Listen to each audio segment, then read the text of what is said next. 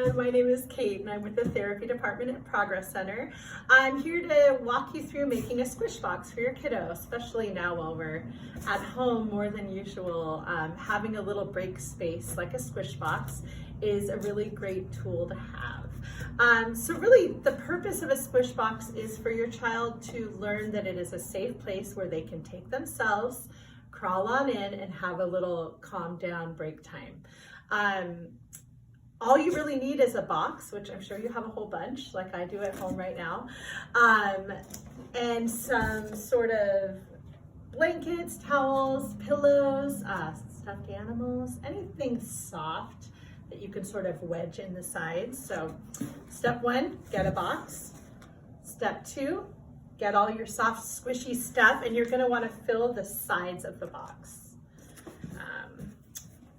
And really it's gonna be tailored to the dimensions of your child. The idea is that there's enough in there that when your child gets in, this is my child, my turtle baby, that they're going to be basically given a little bit of a hug from the blankets. So think about filling it more once they're in too. So there's a little trial and error when you're first making the squish box. And then the second thing you want to keep in mind is location of the squish box. I recommend putting it somewhere in the room where you spend most of your time with your child, where most of the action starts. Usually it ends up being like a family room or a living room, where probably the siblings are also playing, where there might be the most action, oftentimes where there's a TV or other stimulus. Having a squish box in that room gets you the most bang for your buck, right? Because not only can your child easily access it and crawl in when they're feeling overwhelmed, but also you can start taking note of what's triggering this feeling of being overwhelmed, and you can sort of change your day and your routine to fit your child's needs in small ways, right? And you start to notice those cues of when is my child getting overwhelmed and needing a little bit of a hug feel, right? The other thing you want to keep in mind is obviously, goes without saying, but no lids on the box, please. Make sure it's open and safe.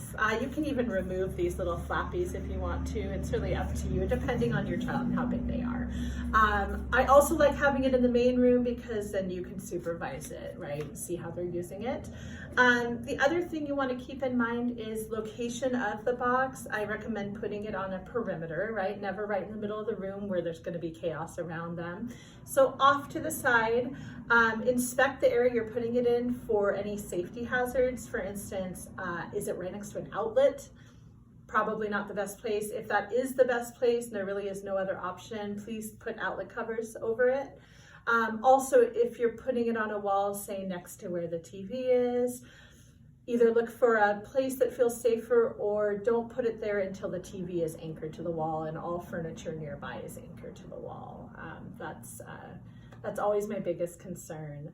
And I'm not sure if I said this yet, but do make sure that the box is low enough that your child can crawl themselves into it.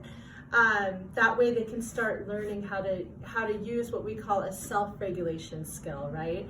Just a fancy word for learning how to do something for yourself, which is what the main goal is at this age. We're sort of showing them how to do it as co-regulation. We're modeling, we're showing, and eventually they'll start to know, oh, I'm feeling a little overwhelmed.